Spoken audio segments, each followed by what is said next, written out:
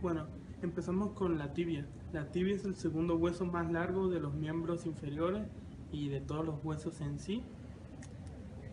Hablaremos primero sobre la epífisis proximal, en el cual tenemos el cóndilo medial y el cóndilo lateral, que forman una superficie articular superior relativamente plana. De ahí, en una vista posterior, tenemos la meseta tibial, que consta de dos superficies articulares lisas.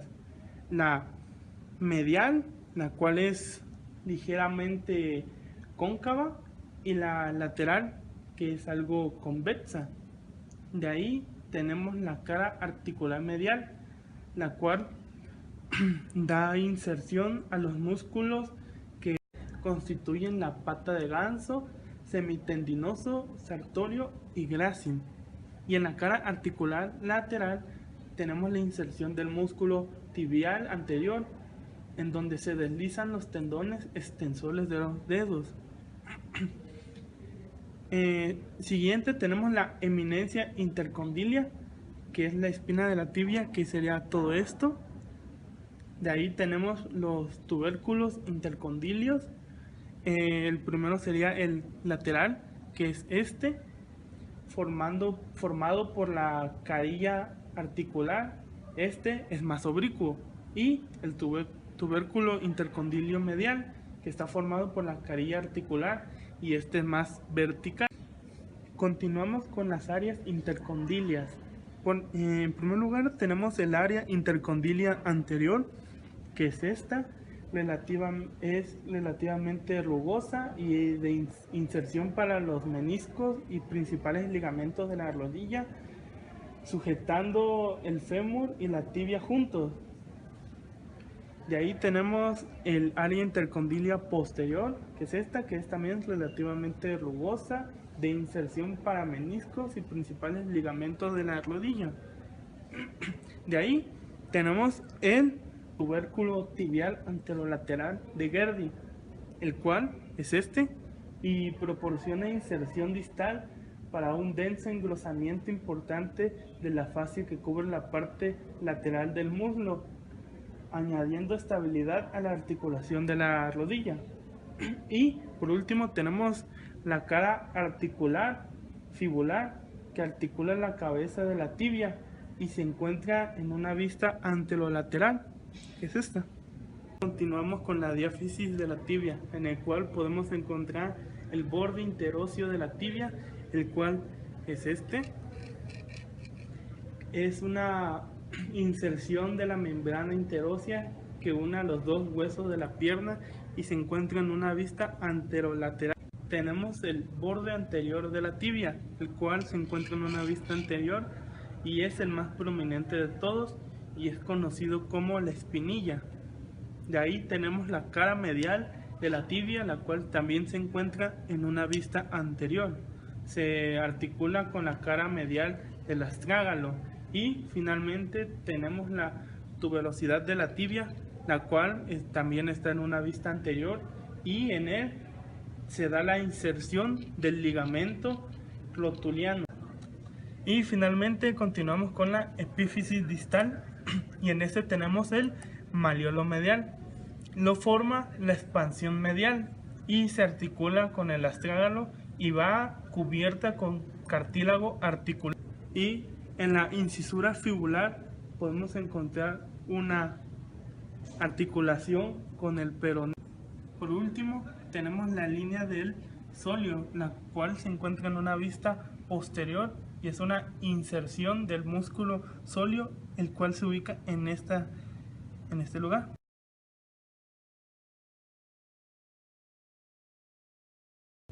Bueno, nuestro siguiente hueso es el cúbito o ulna.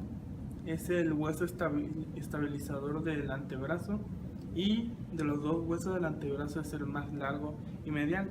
Ahora empezamos con lo que sería la epífisis proximal, en el que tenemos el oleocranón en una vista anterior superior, que su cara anterior forma una cavidad articular llamada gran cavidad sigmoidea del cúbito, es articular y se divide en dos porciones.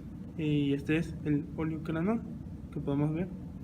De ahí tenemos la apófisis colonoides, que es esta de acá. En su cara anterior se inserta el músculo braquial anterior, mientras que en su cara externa es una superficie articular y forma la articulación radiocubital superior. Siguiente tenemos la incisura troclear, que es esta, que está entre los dos, está en una vista anterior y en él se inserta con la tróclea humeral lateral. Continuamos con la tuberosidad de la urna, que se encuentra en una vista anterior, que es esta de acá, y en él se inserta el tendón del músculo braquial.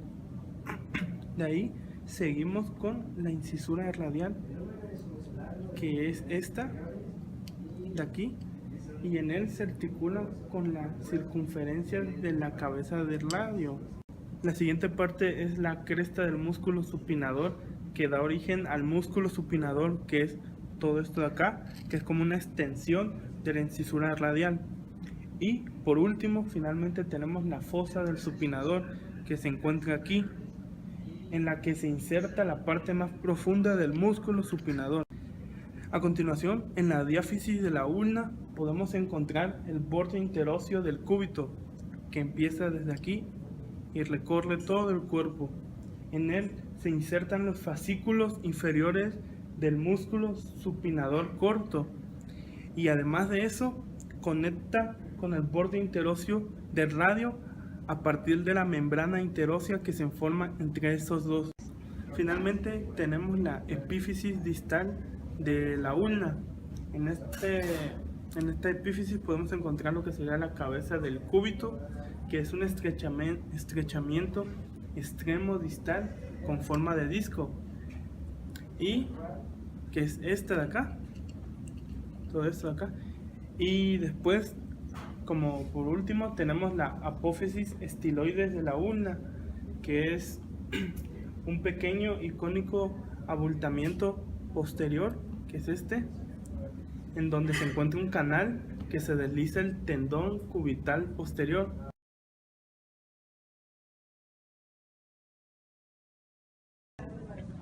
Ahora el siguiente hueso en la lista sería el húmero, el cual está dividido por una epífisis proximal, una diáfisis y una epífisis distal. Empezamos con la epífisis proximal del húmero. Empezamos con la cabeza del húmero, que tiene una forma esférica y se articula con la cavidad glenoidea de la escápula. De ahí tenemos su cuello anatómico, que está formado por el surco que circunscribe la cabeza y separa a los dos tubérculos. Siguiente tenemos el tubérculo mayor, que se encuentra en un margen lateral del húmero, mientras que el tubérculo menor, que es este, se proyecta anteriormente desde el hueso. Y los dos tubérculos ayudan en la inserción y puntos de apoyo para algunos músculos escapulohumerales. Y finalmente tenemos el cuello quirúrgico del húmero, el cual es un estrechamiento distal de la cabeza y los tubérculos, y gracias a este separa la epífisis proximal de la diáfisis del húmero. A continuación tenemos la diáfisis del húmero, que tiene dos partes importantes, lo que sería la tuberosidad deltoidea, que se encuentra en una vista lateral, que es esta, en la cual se insertan los músculos deltoides. Finalmente tenemos la epífisis distal y empezamos con los epicóndilos medial y lateral, y como ya mencioné, proporcionan inserción a diversos músculos. De ahí tenemos el cóndilo del húmero, que está dotado por dos caras, el capítulo y la tróclea.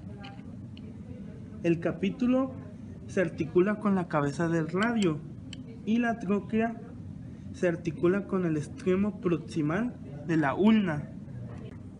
Finalmente, tenemos las 3 diferentes fosas que tiene el húmero en la parte distal.